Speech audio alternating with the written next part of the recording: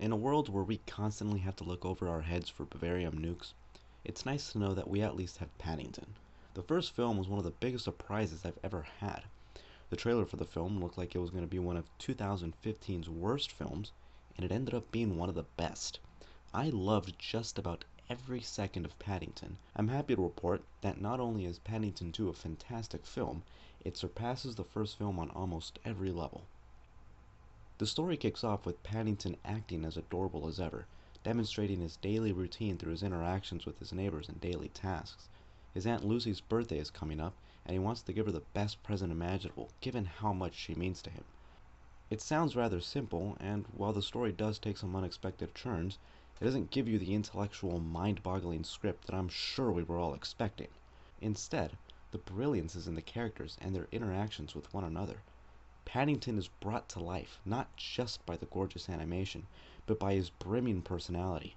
Paddington is the beacon of happiness for just about everyone in the film, and it's ultimately just because he's a good bear. He doesn't try hard to be on good terms with everybody, nor does he hold grudges, even to people that probably deserve it.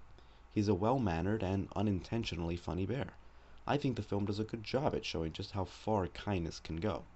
The entire family is likable in a similar sense to Paddington, and there's enough humor in this film to prevent it from just being a boring movie about a Boy Scout family that's just nice to each other all the time.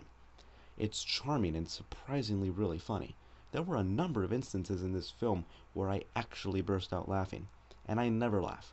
I usually just chuckle or think to myself, that's pretty funny. So for a film to actually make me openly laugh is a pretty big deal in my book. I don't even remember laughing very much in the first film.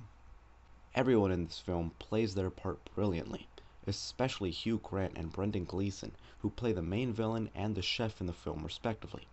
These two guys' characters are by far the biggest deviations in regards to personality, and they played them well.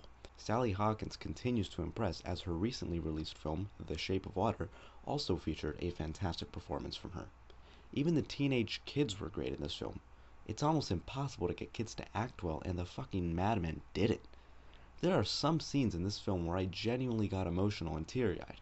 It's more than just a cute comedy.